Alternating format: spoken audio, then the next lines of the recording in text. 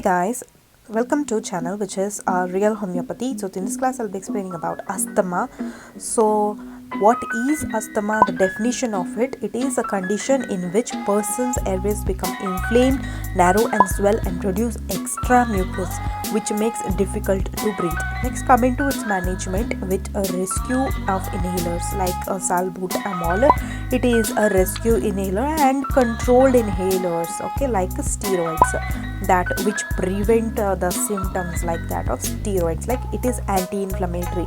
Then coming to the bronchodilators and also nebulization if it is necessary. And also, what are the causes of it? The causes of it are environmental cause, genetic factors and also hereditary factors here. And also coming to the factors like triggering factors, which are like pollen, dust, and also the animal fur, the perfumes, the animal fur, and also the allergic reactions, the sand, and also the bacteria may trigger to become asthma here. And next we will see the differentiation or the difference between cardiac asthma and bronchial asthma here. The difference between it is a cardiac asthma. So bronchial asthma, it is another name for common form of asthma. So this is a common form of asthma. Coming to bronchial it affects the bronchioles like a cardiac asthma. Okay, cardiac asthma which is happening after the cardiac asthma becomes difficult difficulty in breathing, which is caused by heart failure, and also there is wheezing, and also there is a cardiac asthma.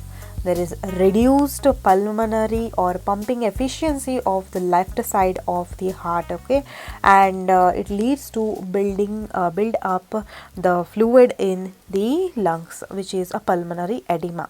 Next, there is a signs and symptoms. There is shortness of breath, there is a wheezing, there is a cough, and also there is increase in blood pressure and heart rate here. Next, coming to feeling of apprehension. Next, there is a types which is allergic of asthma, non-allergic asthma, and congestion or cough variant asthma. So medications coming to it is a bronchodilators and also steroids and anti-inflammatory drugs here, and also self-care like being warm, staying warm, and also quitting smoking here. Next, coming to the oxygen therapy, which is essential or may be essential here. Next, coming to long-term control medications include inhaled corticosteroids, and which is like anti-inflammatory, leukotriene modifiers, and also there is a combination inhalers, and also theophylline biologies. These are the long-term control medications. This include